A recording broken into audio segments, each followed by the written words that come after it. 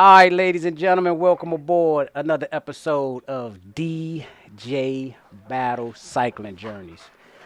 Right now, this will be a very special video for myself and hopefully for you viewers to check out. I have with me tonight Rasan Bahati, former pro racer, excellent mentor and friend, also 10-time, I repeat, 10-time national champion of the United States of America. Rasan Bahati, welcome aboard. I tried to give you a nice warm welcome, but you just got so many goals and accomplishments and accolades that you've done. I don't know how to bring out my man, so let's just bring you out naturally. Hey, Appreciate Rasan. it, man.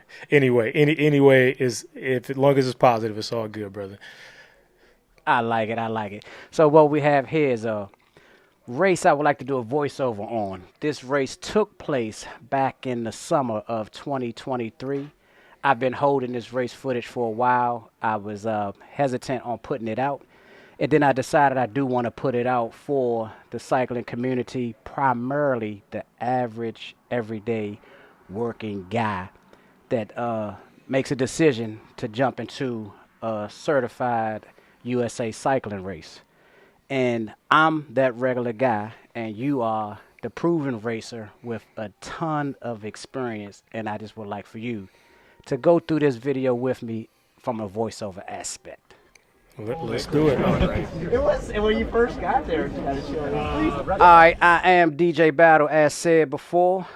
I am a Cat 4 racer at this time of this race, and I put myself into the 35, 45 plus men's race. At the time of this race, I'm about 172 pounds, as I said, a Cat 4 racer with an FTP of approximately 233 watts. So let's go and let's get into it.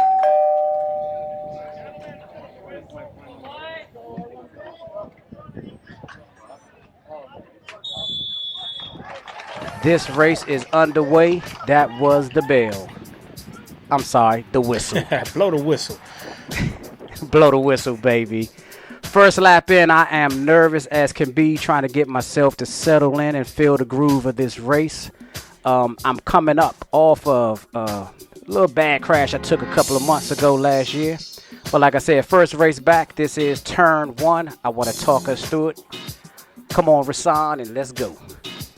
Yeah, it looks like you got a nice size field, which I always like. I used to hate racing in a small field, so I don't know what the total count was for this particular race, but it looks like you have about 40, 50 people. I'm not sure how many people are behind you, but it's definitely nice to race in a big field.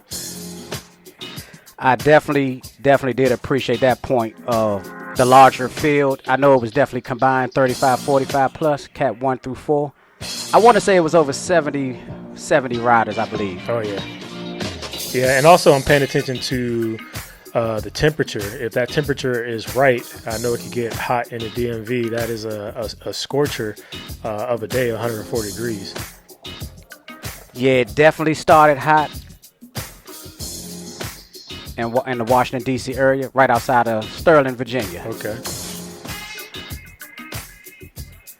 Turn 3 on our way to the start-finish line. Just wanted to show you all one full, complete lap of the course. So that's a pretty quick lap. Is that like a kilometer long course? Be honest with you, Bahati, I'm too new to even know how long a kilometer is. It's a little less than a mile, but yeah, it seemed like a really quick course with only really one real turn. Everything else looks like it's pretty sweeping, so that means the race will probably be pretty flowy and pretty fast. Totally, I agree. It was definitely 3 what I would call turns, and like you say, 2 sweepers, maybe 1 real turn. And at my level, the race did feel fast. As you see, my heart rate is already up at 170.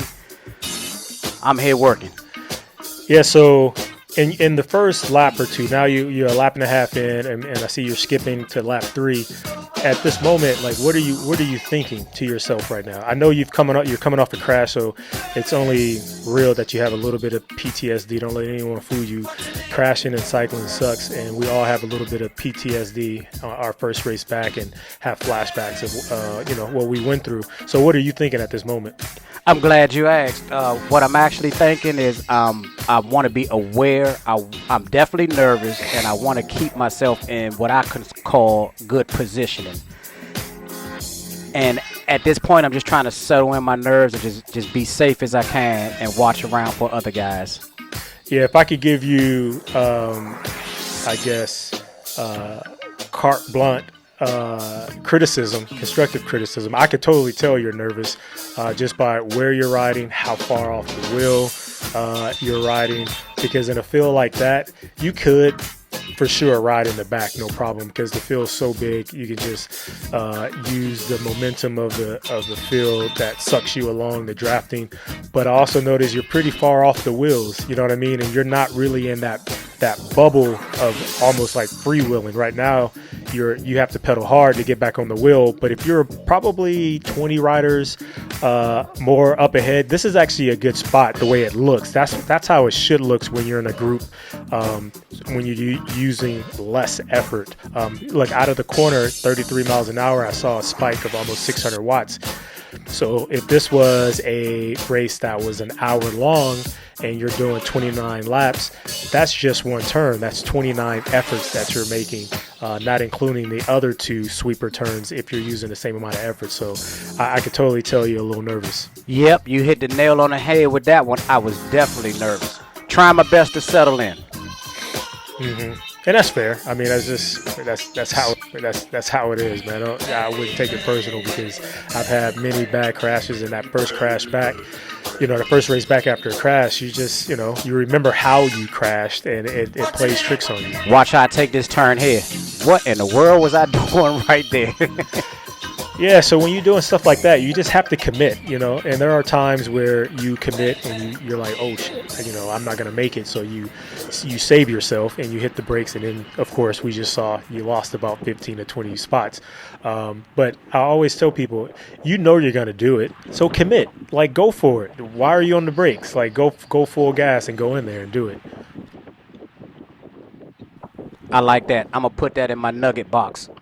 Commit. You're going to go for it. Go for it. Go for it, yeah. You actually put yourself in more harm's way by going in there and half-assing it. You know what I mean? Most people probably suspect that you're going to just go in there, boom, and do it. And then when they see that you didn't do it, like the guy who just came underneath you, when you don't do it and you hit the brakes, it causes interruptions. And I'm a big believer in being predictable in bike racing. Okay, I like that and definitely appreciate that. So right now we are at approximately a lap 13 out of 29, and I'm about to take what I felt like a free ride towards the front, but as I'm looking at my watts, I'm actually digging in a little bit. I was just trying to move up some more because I kind of felt I was too far back. Yeah, for sure. That's one thing about crit racing, man. You're never too far forward for the most part. It's always about staying moving, like always. And you did a good job. You had to use an effort to get up there. But now what are you thinking? You're up there, now what? Right now, I just straight up blacked out. I went black, and I see a guy, he's a cat too, right here in front of me, a guy named Nick Young for District Taco. And I just went with him and tried to save some of my faster, higher category teammates. I raced with DC Velo, so I just said instead of those cat 2s and 1s on our team chasing this guy back, I just figured I'm a cat 4. I'd do it. So and this was a strategic team player move right here. It was a strategic team player move. As I did it, I just didn't understand why I did it. But now that I'm here, at this point, I'm committed. And then, of course, this the start-finish line, so everybody see me. I have to stay with them. I have to stay here right now. I can't go back. So are you paying attention to what's going on behind you? Yes, I'm going to take a glance back in a second. And I'm going to see that the peloton actually, it looked like they slowed up. So Nick just looked back at me and he asking me for some help. I literally told Nick, I can't help you, buddy. And I just glanced back to see what was happening. And I'm telling Nick, hey, I can't help you. He knows me. We ride a group ride, local group ride here weekly. So once he realized it was me, he he was like, okay, I ain't going to be able to help him. That's what I told him. It's good you communicated with him. And sometimes that gives the a guy like him who's strong, the extra motivation, and he knows you, and he's got to know your riding style and what you're good and not good at. So he was committed. But with a field back there of 70 plus guys, I don't care how strong you are, man. It's pretty tough to get away, from a field like that. Right. Now, I definitely felt that. So at this point, you see my heart rate. I'm at 184, 183. I am on. Young man. I'm on my limit, and I'm telling Nick, hey, Nick, I'm about to ease off of this. And I look back and I seen the field, some chasers coming to us. So as I hit this turn here, I'm going to just shut it down and wait. So as you reevaluate what's going on, and now your heart rate is sky high, you're suffering a little bit right now, you're going to be focusing on recovering. Do you think that effort was worth it? At this point, from what I learned, I don't think it was worth it, but I do think I needed to do that to turn myself inside out to see what I could potentially, where I could take myself. Do you have races or training rides during the week that would allow you to test that kind of fitness? Yes, I definitely do. We have a very fast local ride in Washington, D.C. Takes place at Haynes Point Park. And I pretty much... That's where you should be trying it. Yeah, I should try it there, not in the race. Yeah, because the race is about getting to the finish line first. Exactly. And so it doesn't matter if you chase your buddy down or not. You got a ton of teammates, so I don't know if you guys had a team meeting or whatnot, but first race back, I would have told the team, look, my first goal is to get through safe. My second goal is to see where I'm at the finish, and if I feel good, I'm going to go for it. Are you guys good with that? And if not, that's not the plan. But I would definitely try and finish as best as I can in the race, and then try all the other tactics in training. Because if you ever watch me train, if you come out to LA and see me in a group crit, you would think like I was a breakaway artist. Okay. Because that's the way I train. Okay. And that's only just preparing myself to follow moves, follow attacks, sit on the hard wheels that are going full gas, 50, 60 Ks an hour, and then having to sprint. And then when race day comes, I have teammates, and I don't have to take those kind of chops. I don't have to chase down people. I could just focus on either doing a lead out or preparing myself for the sprint. Totally makes sense. So also, I think we had 25 out of 29, 4 to go. At this point, I'm actually trying to get back to the front of the race, Bahati. But man, they turned this thing up, man, with like under 4 or 5 to go, and I just couldn't get there as I'm literally trying to get there. Yeah, the best time to move up in a crit like this when the speeds are high is in the turns. The reality is most people can't corner. Case in point, rider number 206 right in front of you. He turned the corner but was going backwards, and look where you're going. You're actually using more energy through the straightaway. Everyone's going to go fast through the straightaway. Right. You got to learn how to use the peloton to set yourself up for the turns, and then rail the turns and make a, man, I'm telling you, I can make a 15, 20 spots in a turn.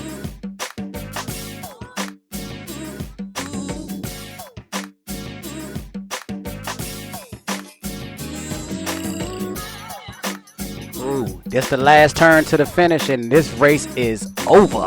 Yeah, they strung it out pretty good. There's a lot of heads down right there, but you did a good job, man, for the first ride back, and finishing. Can't be mad at it, man. Appreciate you, brother. This one was over. Come to find out, one of my good buddies and cycling mentors, DJ Brew, actually won the race. Oh, nice. Yeah, I know Brew. He's quick. That was hard, fast, powerful, smooth, and good. Rubber side down. Wow. Welcome back to Bike Racing Battle. If that ever happens, just keep going. Did we get it? Yeah. Hold up. I'll put a guy in between me and you. Think we got it, ladies and gentlemen. If I don't want to, well, you were behind me the whole time, right? Yeah. Yes, indeed. Sorry for my unzipped shirt. I'm like there. Freaking burning up out here. Yeah.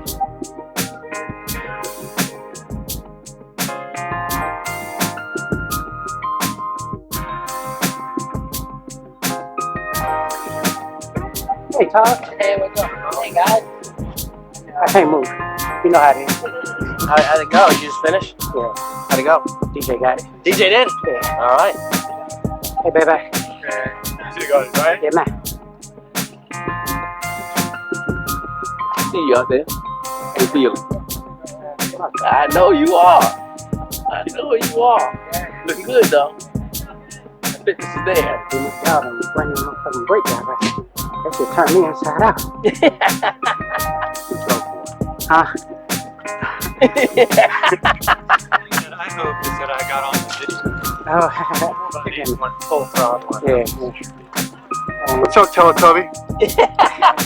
Are you Twinkie? What are their names? Twinkie, Inky, Binky. Good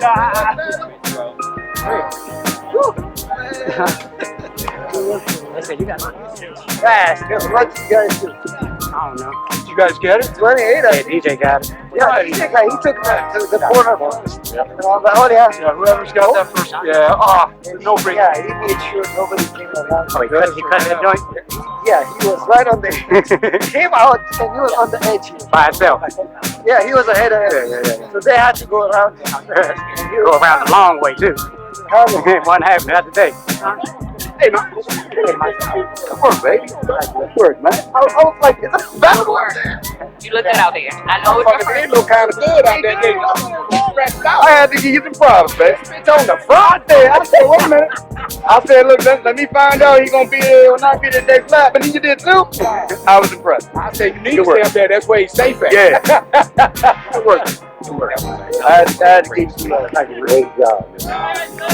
I'm fucking tough back on.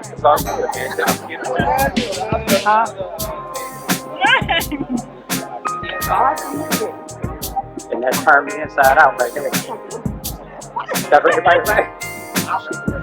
Good job, man. I'm looking good out there, man.